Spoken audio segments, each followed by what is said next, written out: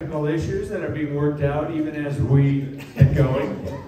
But I want to welcome you here tonight for this Larson history session. Some of you were here this morning and you heard me say that I woke up last night, but finally, and it's kind of hard to sleep, but then I finally fell asleep and I had a dream. I dreamed that I was interviewing the royal family of Britain. But, of course, my shirt was inside out and I didn't have any pants. And when I woke up, I thought, well, that's a strange dream. But then I realized, well, no, I'm interviewing tonight the royal family of the Larsons. Larson Royal. Well, I do have my pants on, but that interview in the dream went very well without my pants on. So if this starts to lag, I'm going to take my pants off. I just want you to know that.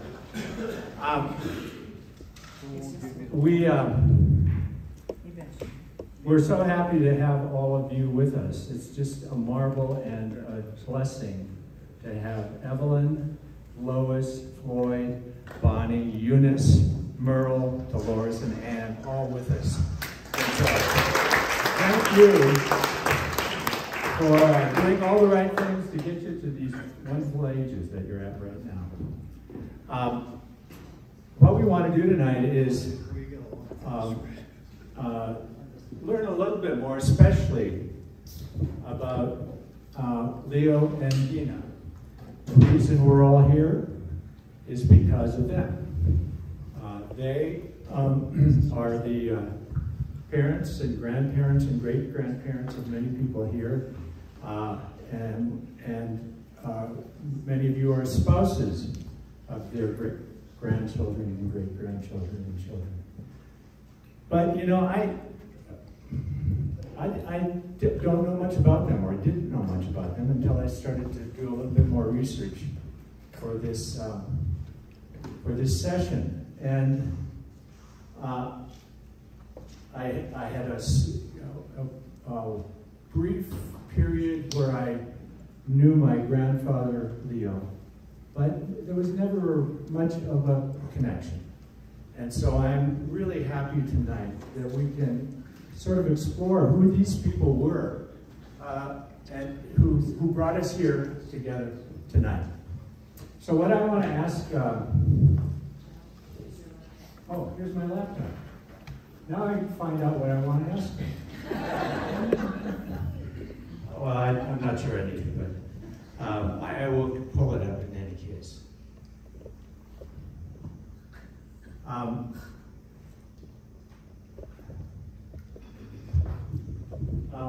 What we want you 8 people to do is to paint a picture of who these people were, who Leo and Gina were. And we want to understand, if they were happy, if they were playful, if they were sad, if they were stern, if they were kind, or all of those things. And what I'd like you to do right now, each of you, is to think of some event or conversation or situation that you witnessed or heard about that shed some light on their values and who they were. So, who wants to start? Eunice, you want to start. I know it. I could see. I could see that you wanted to start. Help me. I have to talk right into the... Well, the first thing that came to my mind was about my dad once. Never heard a foul thing come out of his mouth, ever. And he was chasing calves that had gotten out of where they should be. And I was kind of helping him, and I heard him say, "Oh shit." And I was just flabbergasted. Ever. Now, I don't know why I thought about that now.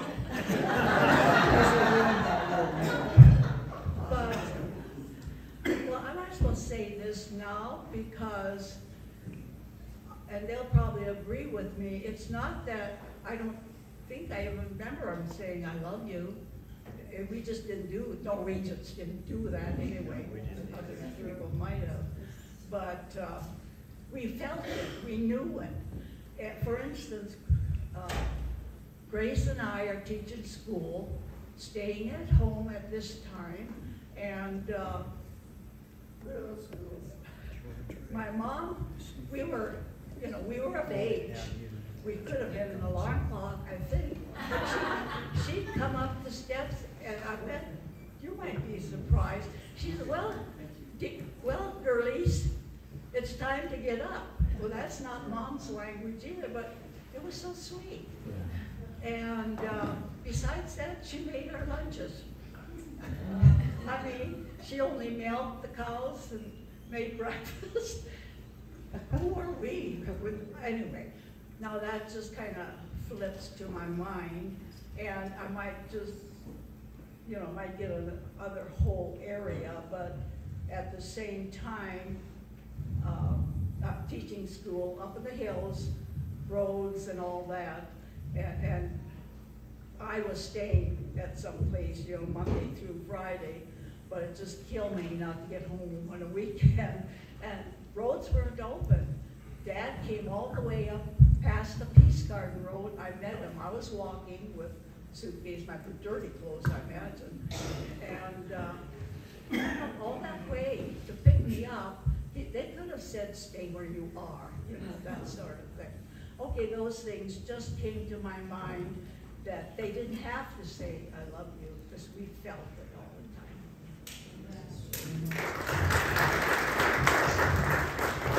Well, what strikes you? What do you remember? I want to talk a little bit about Dad and breakfast and Mom. Below by your chin. They, the first thing they did every morning, I'm growing up on the farm, and I'm talking about the 1940s now. They'd come in from doing early morning chores, and we sit down to breakfast, and Mom and Dad was very conscientious that he would read his devotions and have a prayer before we ate breakfast. And that went on and on and on. I mean, as a kid, that I would get a little impatient. I was ready to eat. Or get late for something. Anyway, but Dad was faithful to his belief that that's what he should do, and now I really respect that he had that belief. Did he have a prayer that he said after every devotion? Or? I'm surprised you brought that up, because I wasn't going to say anything, but I don't remember what he prayed about. Except for one thing that stuck in my mind all these years, and I wonder if it does my siblings. He said, the sin-sick sin-sick and dying world. He referred to the sin-sick and dying world, and during the 1940s, and I sure think it applies today. Say it again, hear that. Sin-sick and repeat that. I don't remember Dad's prayers except one phrase sticks to my mind, and that was this sin-sick and dying world. And you go on and pray about it. The sin-sick and dying world. Yeah. How about you, Floyd? Do my other siblings remember?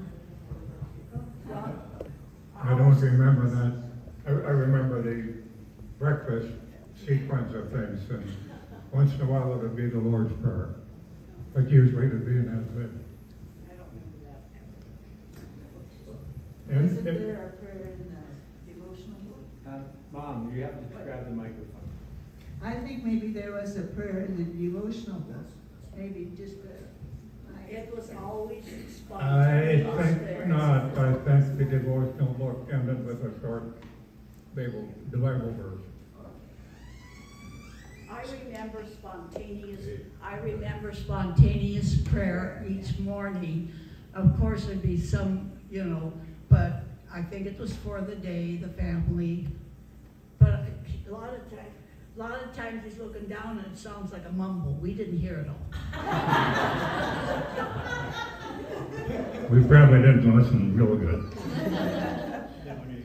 So church was very important to them. I mean, both personally and in the family, but generally as well in the community, right? They were quite involved. Dad was a great leader in the church.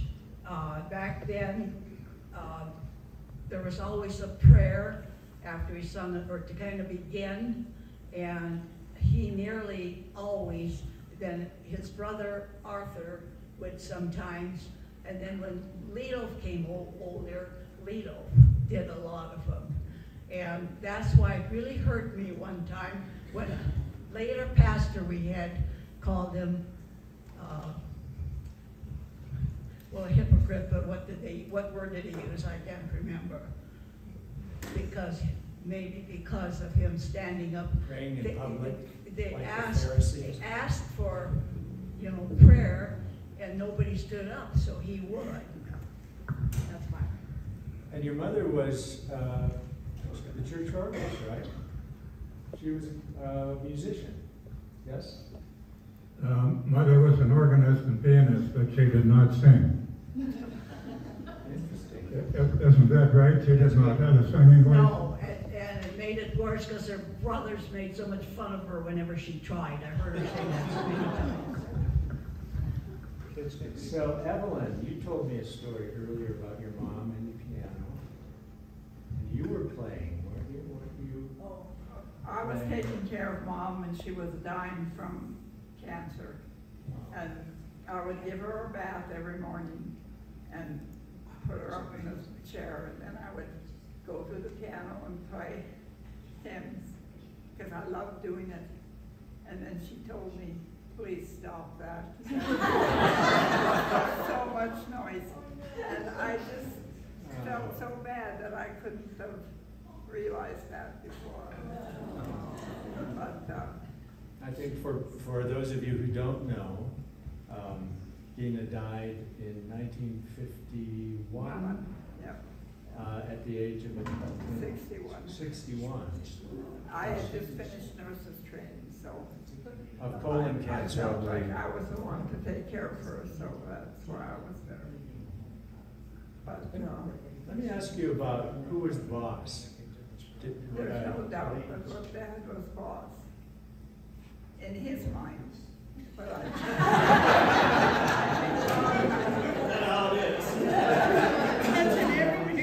Say that again, because people. I think Mom really knew a lot more than she let us on, because she let us believe Dad was boss, but he was too jovial to be really strict or anything, I thought.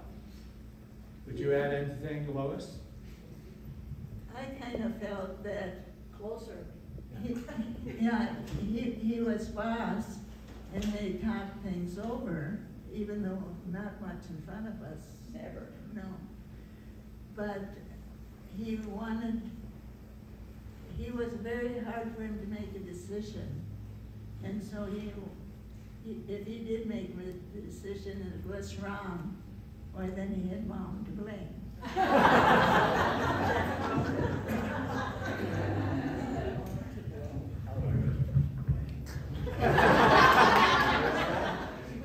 I just want to say about my mom.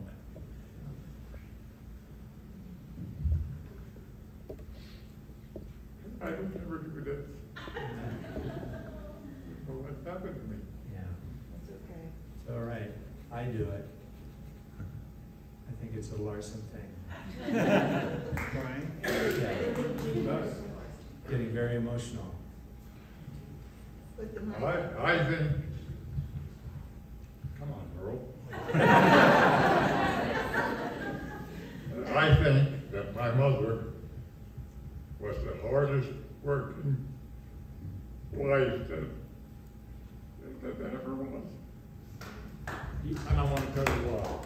And she was, but she was the most humble person I ever in my life knew. And I think it was because of her past life. But she had a hard life because she really started taking, when her mother was sick, she was only 11 years old, that she had, you know, just whatever. And I'm going to just tell you this, I stayed at a family. We had enough kids to take care of the younger ones, so I went out to take care of somebody else's kids. And when this mom, and you know, we all thought the world of our parents, and she says, well, the rest of us always think that she might not be a Christian because she doesn't pray at our prayer meetings. Well, Mother was just, it was years before I could pray, you know, in a group or anything like that. And if this woman ever knew how hurt, I carry it this day because I want to, and of course I was 12 years old. I can't say anything, but you know, well, sorry. Tell us what a day in the life of Gina was. Here's why I said she's the hardest working. She'd be up in the morning with Dad, and they'd go out and milk the cows. And they'd come in and they would separate the cream from the milk, and she was working right along with them. There was no electricity. No electricity. No running water. And no turn on the stove. We had a wood stove, and she had to keep ashes, and she made everything from that stove. She started the fire every morning. Dad never knew. Started the fire every morning. Water, she walked on a block or more and carried 2 pails of water at a time back to the house. And about this praying, just something came to my mind that I have to share.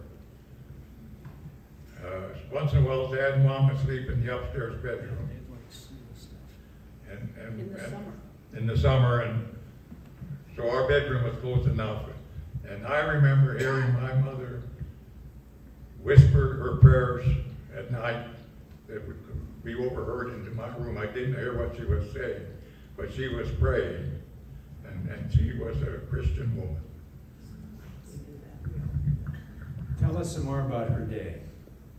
What else went on in her day? Eunice or Mom? Well, Abby? would you want to go down? You have a chance. Go ahead. Like I say, she was the one that got up first because she built the fire in the wood stove and cooked coffee and everything else that you would need. Got it. Okay. But just think of the garden. Dad would have it plowed and all that, but she did the seeding. Of course, the kids did the weeding, and I mean, she canned. I remember when she canned meat, even before we had lockers in Botno, and we go pick berries, and she did in my earlier years with us, and making jam and meals all the time, baking. We never learned to cook from her, but because she was always, well, I learned to cook from her when I got married in August, and she was sick all summer. I remember Grace saying, I'm so glad you're going to be home this summer because Mother is not well. And she would sit by the stove and tell me how much flour and bread and yeast, because she didn't measure and things like that. And you know what? I know I've talked too much, so I'm not going to grab this again. No. Keep talking, Eunice. And the rest of you too, keep talking. What was past and said much, but keep it up. Mom, do you have something to say about your mother? I guess we're still on my mother. And I agree with everything that's been said. And I guess I kind of felt maybe we should have set the stage a little bit better. Do you all recognize the farm home up in the Turtle Mountains? And there wasn't any running water unless she ran in and out with it.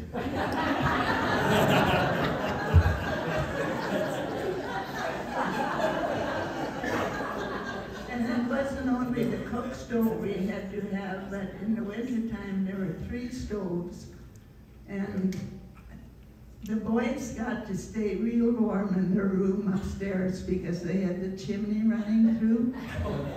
But us girls in our bedroom, if we brought a glass of water up, we'd have ice to drink.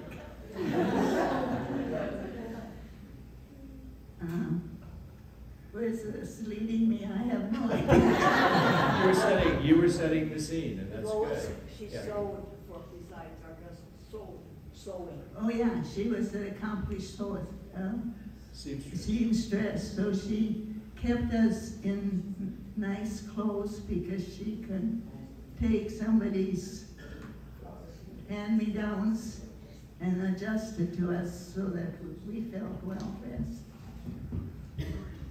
We rarely saw her sew, because she would do it at night after everybody was in bed. And you would get up in the morning, there was that beautiful dress for you. Wow. She just had to work at night and day. And I don't think there's many women today that would work like she did. I'm just gonna say that, But Dad, you know, he tried to be helpful and sometimes come in and give her a hug for what she was doing, and no, she didn't like she that. didn't want to have any demonstration. She wasn't not a touchy-feely with her husband. That was common back in those days. But I just want to say this. She said this so many times. After the noon meal was a big meal on the farm, Dad always went into the front room, we called it, on the floor, laid down, and took a rest. And Mom would say, if I could just, we didn't call her mother, but just say, if I could just take 5 minutes. Why didn't she? How about your father? Let's hear some more. But Unless I you want to keep remember talking him about your taking mother. this nap, telling me, please come and be my pillow. And I thought that was a privilege.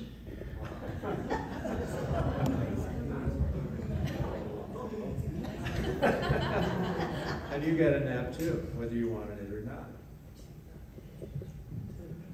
How about your dad? What was a day in the life of Leo Larson like?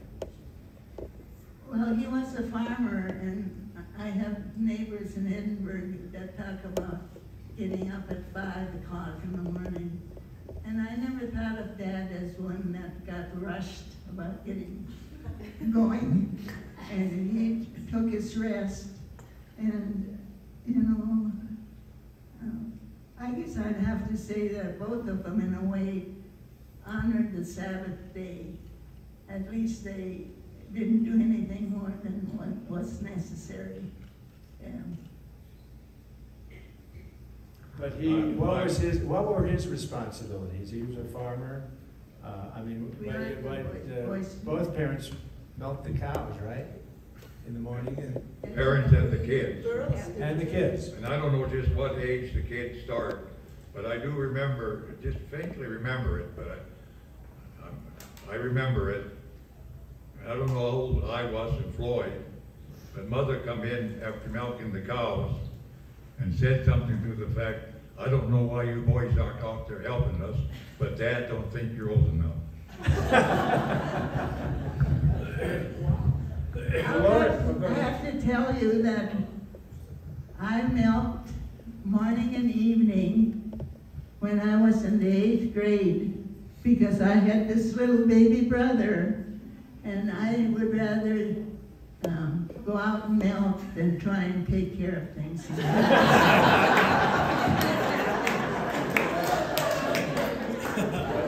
have to say though, Mom wrote a diary of, oh, you want a response, okay.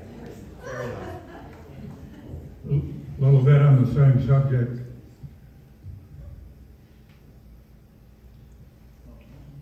I have enough.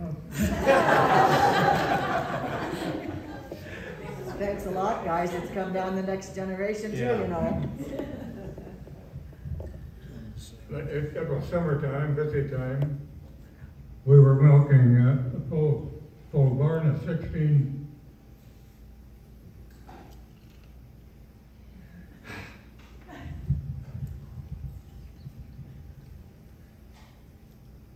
Anyway, this one evening was just Mother and just the two of us there to do the milking. I'm not,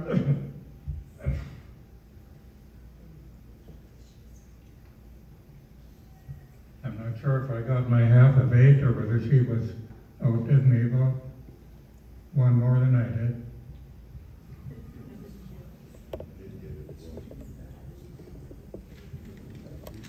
Well, we didn't get the. Oh, I didn't get the last part across? Yeah. Okay. It was just Mother and I to milk all 16 cows, and I think she probably worked more than 8, milked more than 8, and probably outdid me in the number of milk. Yeah. Where was that?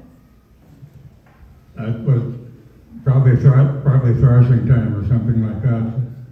Not everybody was anybody was tied up at something important. I know Floyd and I thought it would be nice to get off the farm, because that was at the farm, that was milking, that was, how many times a week? 12 times a week. 12 times a week and twice on Sunday. And I remember Floyd one time made, I think I'm going to join the French Foreign Legion. Actually, Mom wrote in one of her diaries, it's not really a diary, it was just a story about her life, that she was very proud of her milking ability. And Dad had told me one time I was the best milker of all the girls.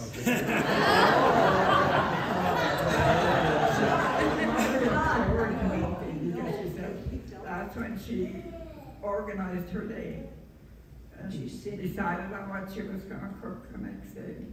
She missed that she liked to have that quiet time. And she's sitting down. oh, with the cows. Yeah. And I didn't have to ever milk when I went to school, just summertime. But that wasn't the biggest job. The biggest job was getting those darn cows home. Because they were way out in the pasture that was just wooded. And we had to cross a highway to bring them into the farmyard. And I was so afraid some of my classmates from Botna would see me in overalls. We were hiking. It was a crazy time. Yeah, and we had to take the cows across quite a busy highway in order to get them into the pasture land was across the field from our house. And all the time we were there, I guess even the boys, we didn't have the big culvert to take them through. No, that didn't come. I can't even remember chasing I the don't cows think across. the culvert come until Lito's kids started Yes. getting Oh, yeah. cows. In the 1950s. Even later, yeah. Yeah. But I was going to mention one thing when Lo was mentioning about the farmers and early morning. Dad was not an early morning, but he worked at night till it got done, And the chores were done.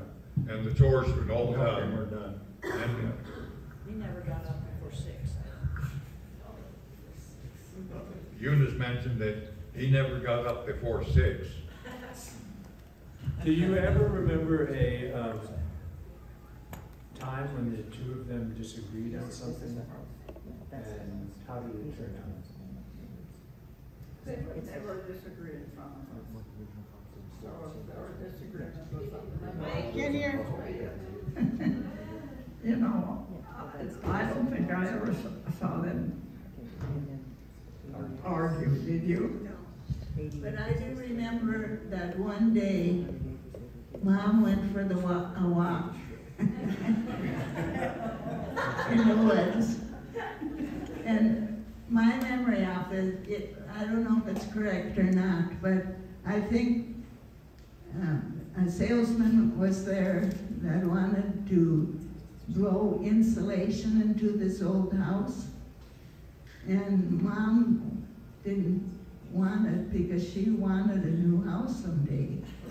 And so I think, did the insulation get blown into the house one time? It did. Yeah, and I think that was against Mom's wishes, and she went for a good long walk. And what, this is my language, cooked the goose, was that we put electricity in the house, and Mom knew then that we'd never get a new house. Electricity. Fall of 46. Electricity, Eunice said, electricity was in the fall of 1946. I came home from school at Minot, Teachers College, came over that hill and saw the yard light. It was, and the yard lights in the house. I can't even tell you the feeling. Yeah, the REA would, the first thing they would do would be to put up a pole in your yard and put a light on it, right? Yeah. Tell us a little bit about, I wonder if some of what Mom has described as Leo's indecisiveness had anything to do with what happened in Montana. Maybe you can tell us about the early days. Lois was born in Montana. She's the last of the ones that were, but Leo, who, actually we have a George Oh, was picture. born in Montana. Beg your pardon? George was born in Montana Yeah, as but well. Lois was the last one born in Montana. Yeah.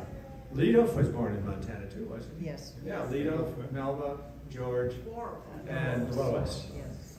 But tell the story of what happened. They went to Montana right after they were married, didn't they? Dad had been out there already. Yeah. Oh, okay. Talk And into the microphone. It's her No, story. I know, but It's you her can help story. when you want to correct her. Talk. I have to say I remember nothing, of course, about that. But I've been told that Dad went to the farm in the Turtle Mountains from Montana, and we went out to Washington to spend the winter with Grandpa and Grandma. And so Leo went to school out there, and I don't know whether Melba did or not. And I got very sick with the whooping cough. So you're lucky that I'm still here. Or unlucky, whichever. How did she get to Washington? Train. Well, Dad always said that he had 4 good years there and 4 bad. And In Montana. back in '58, I took him back to his farm in Montana. And he was green with envy because they had irrigation and had a beautiful home. And he just felt he'd been there at the wrong time. And they honeymooned, that was their honeymoon, moving out there. Dad went on a cattle truck and Mom was back in the tree. So what happened was that they both had claims out there even before they were married, didn't they? Or at least Dad went did. down and got a claim, and he got a claim for There's- Mom right next to it. Homestead claims. Yeah. The government would But- give you and Mother had to 160 be acres. there 6 months out of the year. She just barely made it because she came out. Yeah, the claims were near Big Sandy, Montana, Yeah, up north. it was pretty Close to land. I Canadian thought it border. was really nice in '58. I think you can see some mountains from there, isn't Yeah. it? Bear Beartooth Mountains. Bear Paw Mountains. Bear Paw. And did Gina have a claim before they went out? what we have are records that's, it sounds like she had purchased. Oh, Oh, no, you can repeat for me. All right. She had purchased land. There was a way that you could purchase a homestead oh, I piece. see. So Gina had purchased the homestead, so she wasn't out there, but Leo had gone out there. Leo went out and probably staked a claim. 1910. Yeah, and you had to prove up the land, you had to build a shack or something and improve it in order to get it for free from the government. And so they got married and went out in, what was that, 1914. And But in 1913, he was out there with a neighbor boy, Bjornstedt. Yeah. And so I don't know, did they stay But there, the Bjornstedt? No, he came back to the hills, I think. Bankrupt. He went, yeah, so what happened was that they were out there for 8 years, and they had some good years at the beginning. The rain came, and they were able to get good crops and make some money. And then they decided to buy a piece of land between their claims, correct? And so they got a mortgage on that. Well, they bought the land and then got a mortgage for seed and that sort of thing. Yeah, it was To plant, and the drought hit, grasshoppers came, and they had several failed crops, and finally decided it was time to give up. The seed company foreclosed on him. Oh, the seed company did, wow.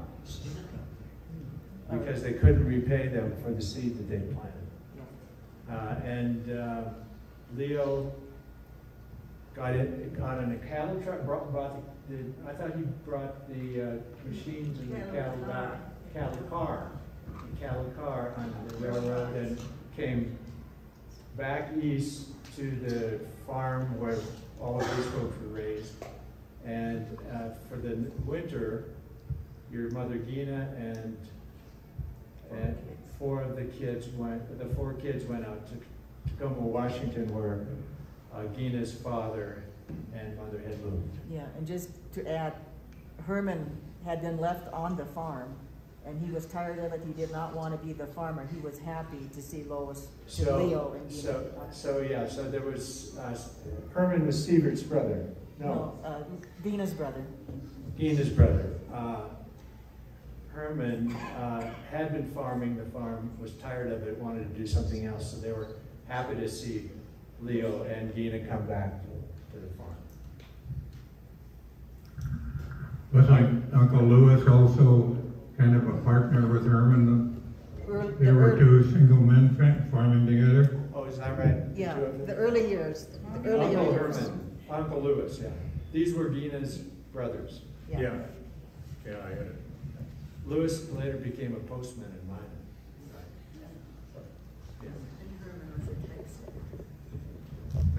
I think Lewis had a rural route in the Turtle Mountains before he did the Minot Post Office thing. Did you hear stories from them about Montana and about life there and what it was like? Did they ever talk about it?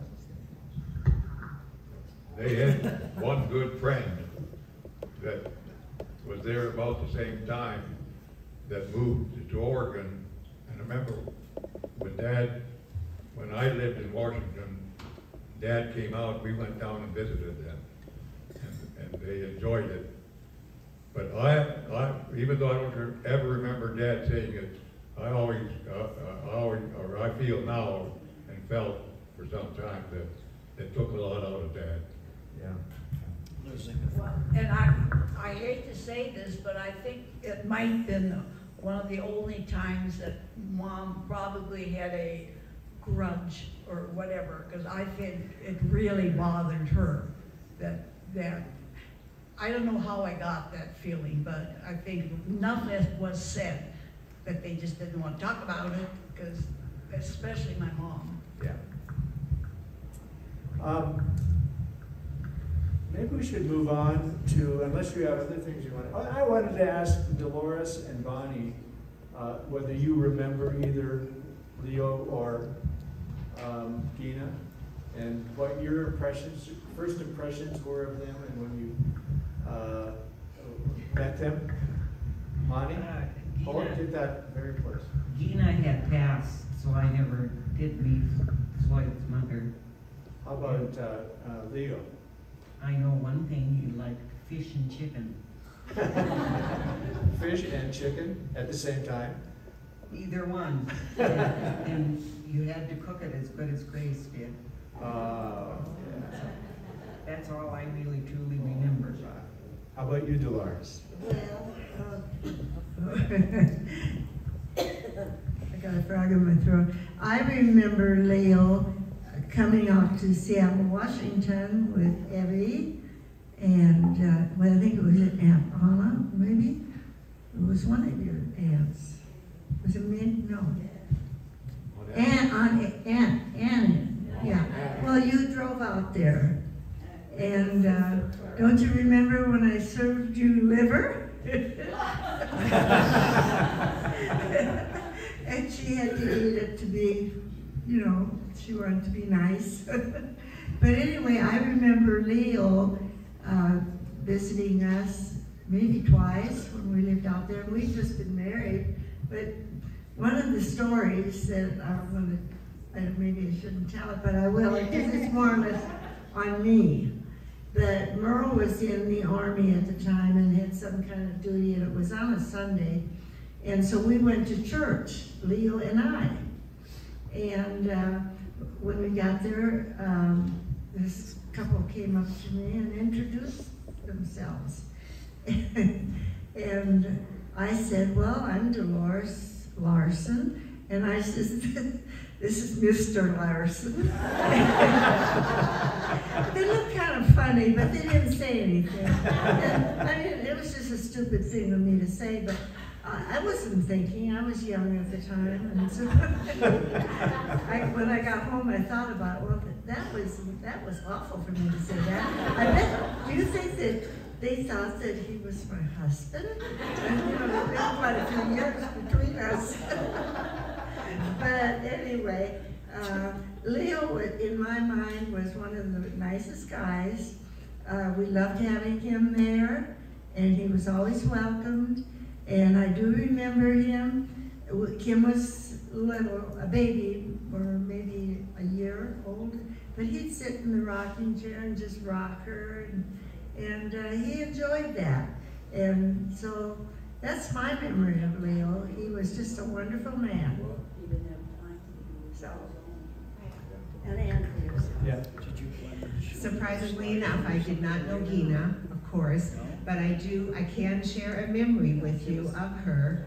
My biological grandmother, Olga, talked more than once about how much she and Louis, who was Gina's brother, they married, and how much when they lived in Minot, she loved to go back to the farm and be with Gina.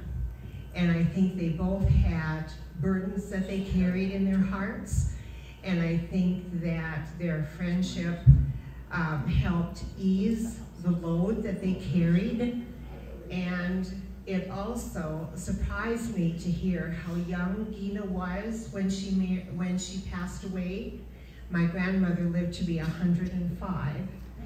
And so it makes me sad to think that she had, I'm not even a Larson. It makes me sad to think that she lost someone so dear to her at such a young age. So, but she did truly love your mother and spoke so well of her. Maybe we should talk a little bit about, well, I suppose we should close the circle on Leo. He died in 1965, was it? He had been living in Grace's, with Grace's family, the Jernstedts in Souris. And I think they went on a long, did they go on a long? Grace's family went on the train to California to some of Kenneth's relatives, and so then Dad stayed at the Ydsties. Right. And John was very busy doing basketball, which made it busy for the whole family. So anyway, Dad got sick, took, You got the flu, I think. now you can tell the rest. It was during Christmas that this happened, and Jimmy and Stay Grandpa with us. came down to our house, taking care of each other, because Jimmy didn't want to come unless Grandpa came, and Grandpa didn't, well, Grandpa was glad to be able to take Jimmy down to our house. And it was during Christmas, so we'd been eating and whatever, and we thought Dad had an upset stomach to start with. And then I took him to the doctor, and the doctor said, I think he should stay in the hospital overnight. So we went home and went to the ball game, and I got a call that he had passed away. Heart attack. Heart attack. Yeah. Yeah, he'd had a heart attack.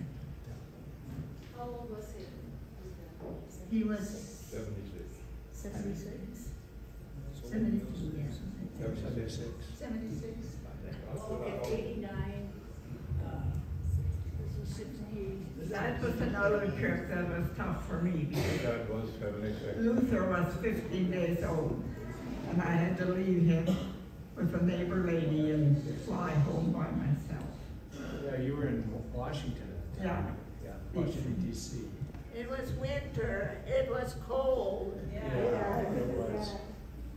I'd like to just add something. I'm Camp Turnstead. Jim was the one staying with Aunt Lois when we were in California at Stella, my dad's sisters. And then we had taken the train out and we got to fly back. That was a big thing. But we had to come back to the funeral.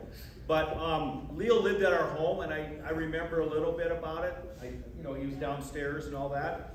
But just so you know, when our first grandchild on Grace's side was born, which was Henry VIII, Sarah's wife, they asked, what do you want to be called, Kenny? He wanted to be called Bumpa.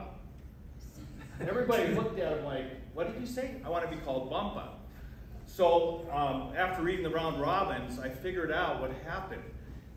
Little Jimmy couldn't say Grandpa, he called him Bumpa. So in honoring, I think, Grace and her family, he's been called Bumpa, Ken, for us all these years. And so I guess I'm carrying that on with my kids. I'm having Asher and Joy call me Bumpa Ken. So it's just kind of tied in right now, I felt, because it was like I remember all this all of a sudden. So, okay. Now I think we're at our time, but we can keep going if you'd like. I just wanted to add about Grandpa. I remember going downstairs to see him and always getting pink peppermints from him. And I guess I heard through the stories that after he passed, I would go down there and he wasn't there. I love this about Dad because when we grew up, we did not have that much candy, but he always had this candy dish, and we had to have some candy in there all the time. And peppermints were a big thing of it. In fact, I think even he loved to go to the sales, and he'd come back with some a lot of times he went down to the garage and hid it because Mom got a little bit sick of some of the junk he would come home with. But I remember a candy dish that he came. Oh, and he always liked those little snips, the little black paper snips. Because I see what he gives me, I couldn't stand them. Let me ask you, who's in charge? Dad? We can keep going. Should we keep going? Do you guys want to keep going? We can talk a little bit. Yes. I just have a couple questions. Yeah. This is very humbling for me, and I think for everybody else, the lives that they led compared to what we have. I have two questions for all the kids growing up. What were the winters like, and what was Christmas like back when you were little? Well, Christmas was the most fun time, but it never started until Christmas Eve day. And, well, I shouldn't say that because we had all our baking and our cleaning and what have you done. But we wouldn't bring the Christmas tree in until then. And we decorated and did all of the things necessary, and it was important to have lutefisk and and meatballs for supper. And everybody was willing to do the dishes, and everybody. Yeah, but we did everything that day. We cleaned the house. Mom made lefse. I mean, we didn't have it done ahead of time. We trimmed the tree. The cookies. Oh yeah, cookies. Okay, yeah. But and flatbread. Maybe she had lefse done, but I know she was rolling flatbread. And I can remember her. She washed the kitchen floor. I don't know, just minutes, the last minute. I don't know what, but anyway. But we had that nice Christmas Eve dinner in the dining room with the big table, and we were happy when Littles, were married and could come home because they were the only ones close by. But I will tell you, we had our little Christmas programs as kids, and that was singing, and we were just so excited to do that. Dad always read the Christmas story, and we maybe got one present, but it was the most exciting time in the world. Yeah. The presents were just nothing much. But when Leo was in Detroit and he couldn't come home, and we talked to him over the phone Christmas Eve, and he had sent a package, and we got it after Christmas. Beautiful gifts. I got my first button dress. It was kind of, I can see it, yes. The rust color from Leo. And then it sounds ridiculous, but Grace and I got a pair of skates together. Yeah. We used to have just the little skates that you had to screw on to your shoes, and they were very disgusting. But we got shoe skates, and it was such a big deal. Were they used or new? No, they were new. Oh, I only got a used one. Leof was very generous when he was off working at the I think I got a ukulele then. A new what? Got a ukulele. And I learned how to play it. But you're talking about Leo going and getting his Christmas tree. The reason he waited till Christmas Eve was because he hoped that there would be sale or maybe just giveaway. And it was not a pretty tree most of the years. But all we had to put on was wax candles, and some rope. Red, green, and white. My older girls remember more of the gifts from Lido, but I remember more of the gifts from George. We look forward to George sending us, when he went to California, started making big money, he sent home gifts that Floyd and I really look forward to. Let me ask you about what it was like to grow up in a family of 9 siblings. Were there any siblings? 20 years apart, we weren't 9. But were there, was there a favorite? Who was the favorite? And were there... Let the record show that F pointed at Eunice and Eunice pointed at F. And then they pointed at Floyd. Well, I tell you, when we had 2.5 miles to school, okay, take winter, our first mile was our gravel road, the main highway. After that, they didn't keep the road open. And poor Merle, when he started first grade, somehow Dad must have thought he was big and strong. Can you think of little 4-foot skis coming down those, whatever, and we thought we were doing him good because we carried his lunch or his water. And anyway, I can just still see him in the snow with the skis sticking up after the rest of us were down. But okay, I'm getting to the baby. The next year, here's Floyd starts first grade. We, nearly all the time, Dad took us in the very cold winter in our caboose that we had that even had a heater. Or And strong. he didn't have to go in 4-foot skis. And I never heard a thank you for me bringing you that privilege.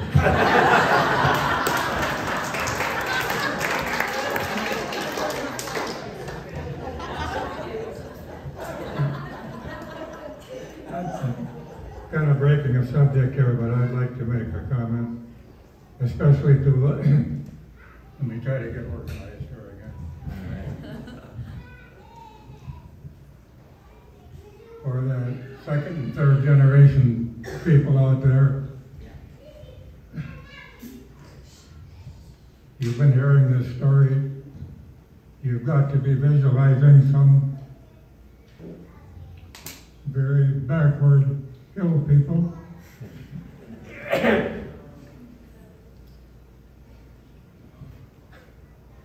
The point I want to make is that we did not feel we were in poverty.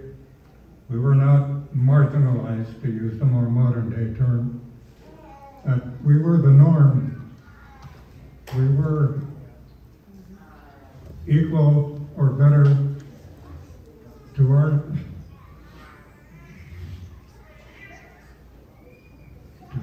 the people in our village or our community and neighbors. We might have been a notch above. After all, we had a white painted WPA outhouse.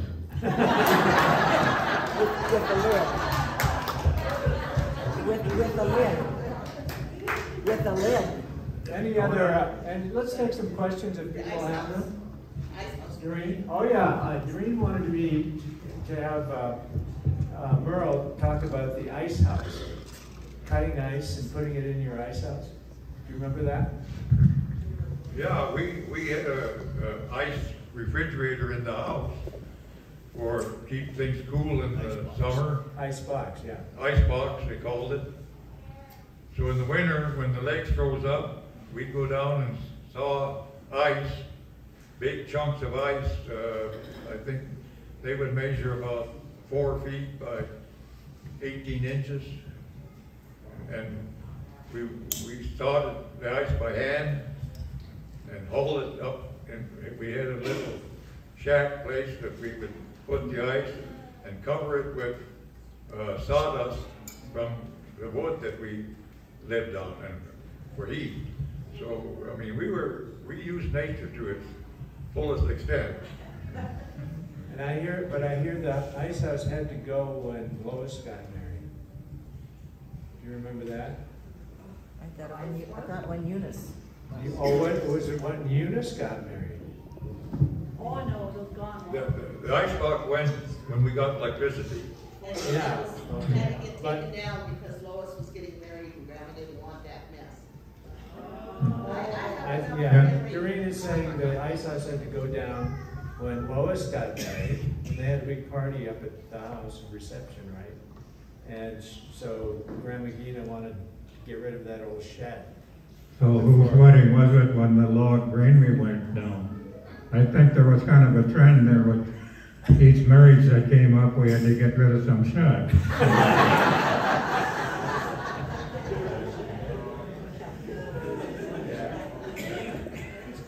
Any other questions out there? I just remember Grandpa loved his morning coffee. Do I need my phone? Yeah.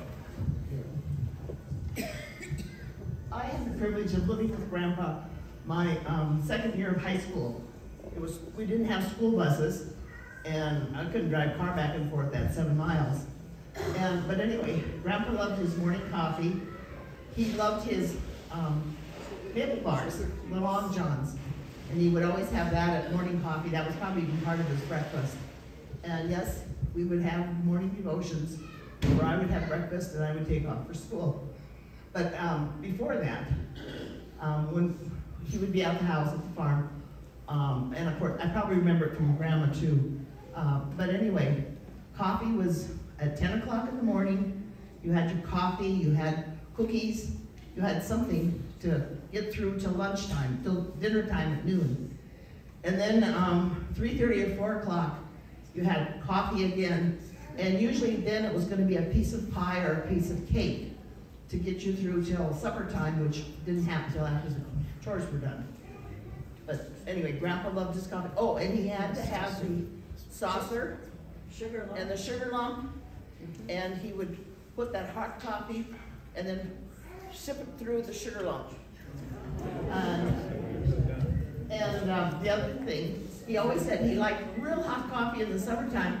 Yeah, it would go down hot in his belly, but then it felt cooler from the air outside. So that was just one funny thing I kind of remember.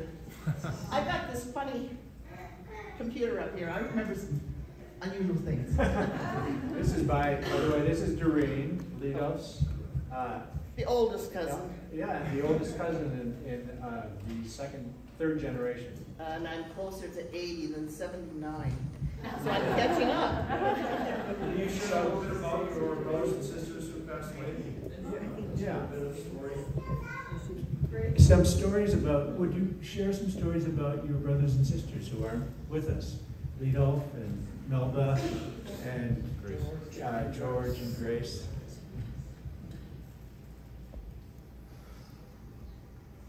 Well, Mom, I guess they were all perfect, you know. Well, Mom wrote in this book that my mom wrote, she has a little commentary on each one of her siblings, as I recall. You don't recall them? No. I have a question. Let's see if they'll. Can you describe your siblings, or Marlis, are you asking about your dad? A question about your dad? I was, and it's kind of his relationship with his parents and his siblings. Dad always had all of those allergies and other medical issues, and I always wondered, was he treated differently? Well, I remember one time George came home, and I don't remember what time of the year, but I think it had to be nice weather, and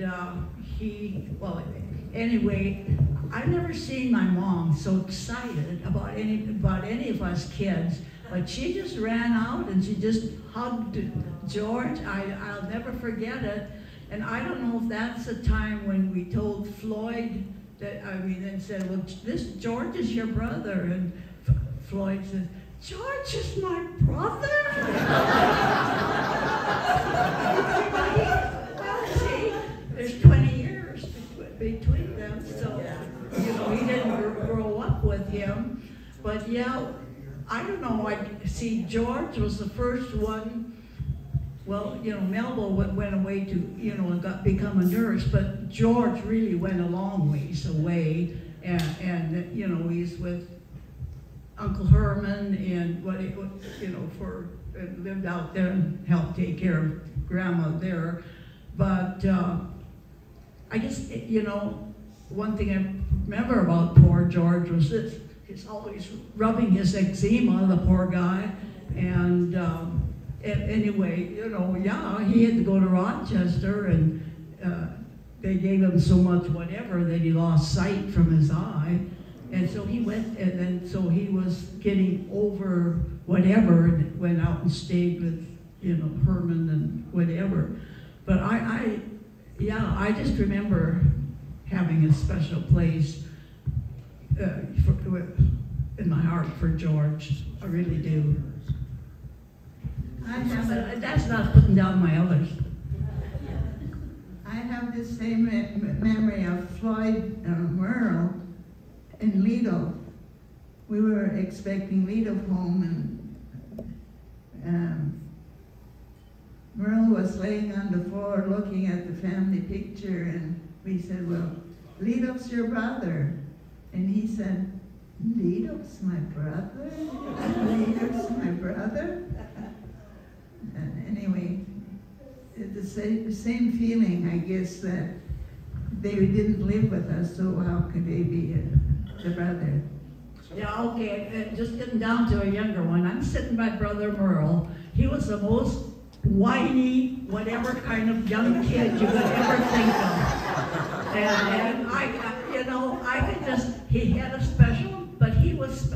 special name for Mom, called her Munglebee. Remember that? But think of a doorway. He would sit in that doorway with his head and the feet up on the other, and he'd be whining about something or other. And yeah, don't you remember that? He just got on our nerves.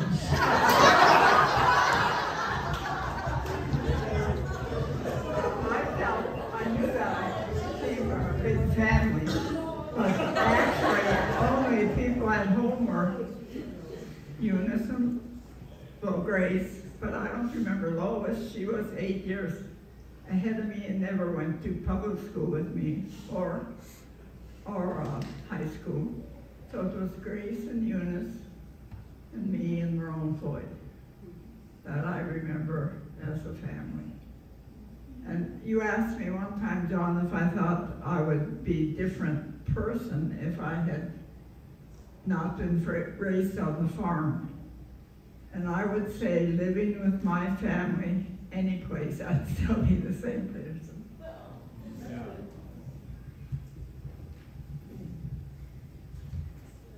John, do you want to say who these are? Now let me try to do that. That looks like Leo on the upper left. Okay. Grandpa Leo right there. Yeah. Grandma Gina there. George.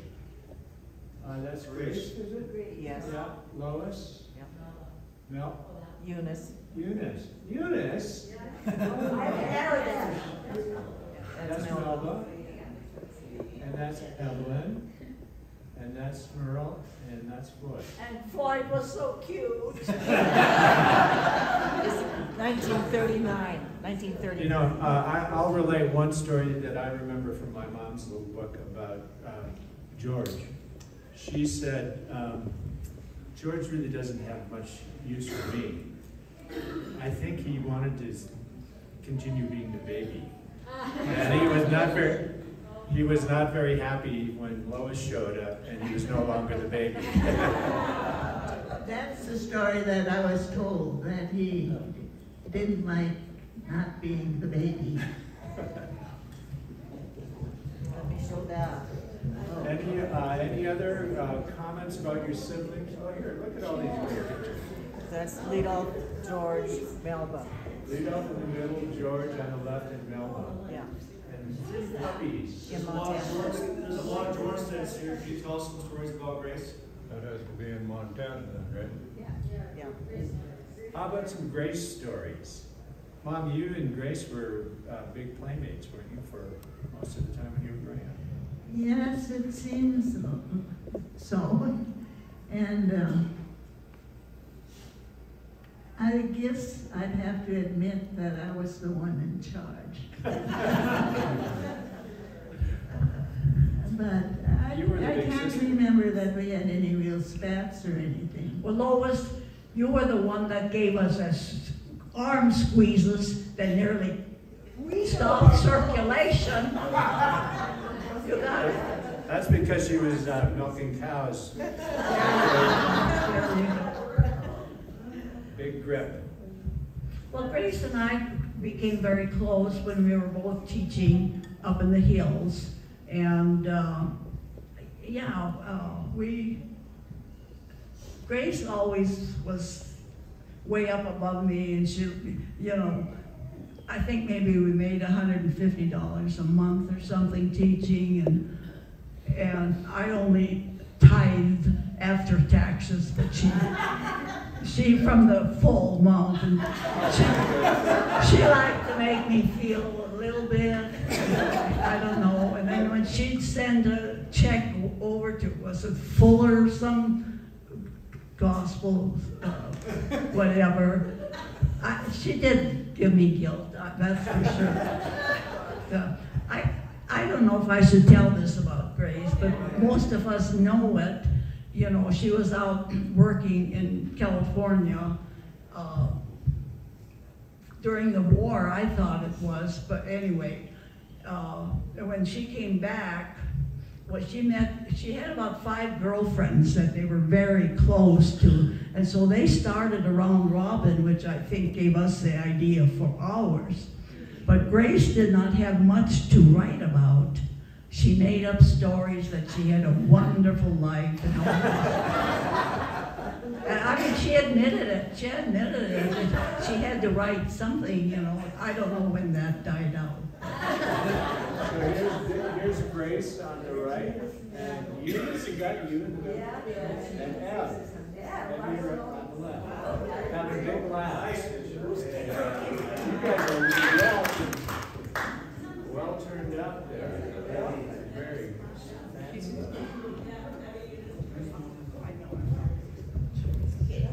Anyone One else? thing Eunice didn't tell that we talked about last night is she got married before Grace. Well, I didn't want you to tell her. What? I didn't want you to tell her.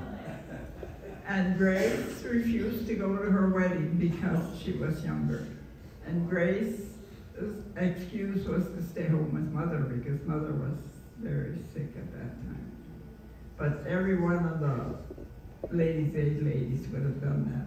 But Grace wanted to be married before Eunice. I don't think that's a bad thing. She's mad at me. How about some lead-offs? Like we had the very best times with each with our 5 kids going and visiting each other. We wonder where we put everybody, but we had the greatest times together. How about some lead-off memories? What was the question? How about some lead-off memories? Oh, wow. How did you guys look?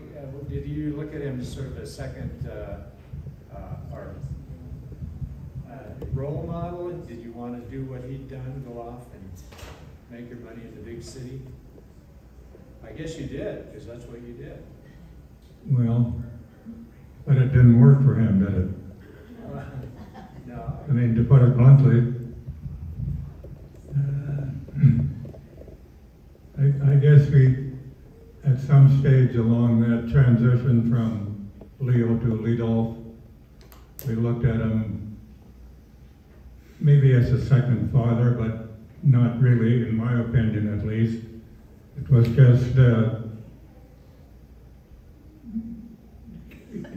just events rolling along, and we went with the flow, and that's the way it was. Was he a lot like Leo, would you say? Personality-wise? What was his personality? No, I don't think they were alike. They, in fact, when they started talking together, they had a little bit of a hard time to get along. Oh, really? And but I do remember one thing, and I don't know whether it's even true. If Floyd don't remember it, maybe it isn't. But I remember if Floyd and I were sloppy or naughty at eating at the dinner table, he would say, "I will take you out and eat with the pigs." and he actually did it. He chased us down to the big pen. Is that true, Floyd? My recollection is about eating too. When he came back from Chicago, he was so important.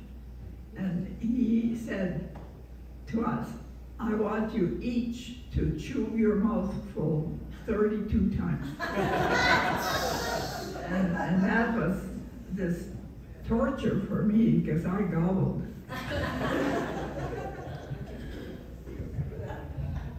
How about some Melba stories? Tell us a little about Melba. Melba was the place where we always wanted to go visit because she had the best fried chicken in the world.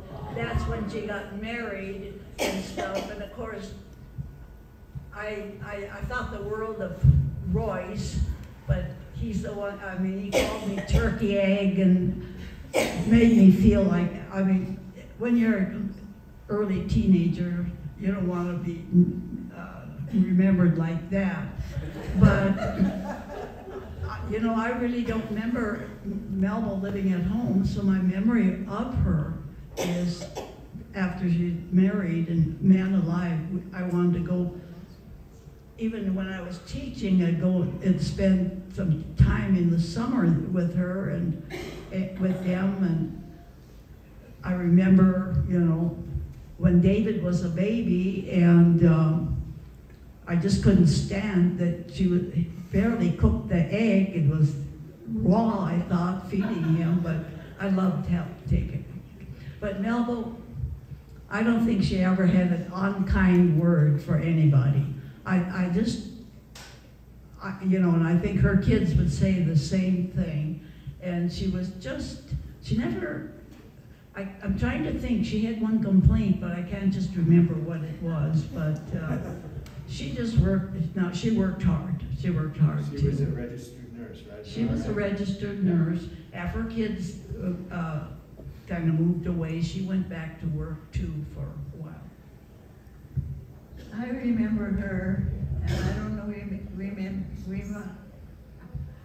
I don't know why I remember this, but anyway, we were going to school, and I was just in the first grade, I guess. And I wanted to go, but she thought it was too cold for me to go. So, and she said, you just stay home. So I bet that's about as cruel as she ever was.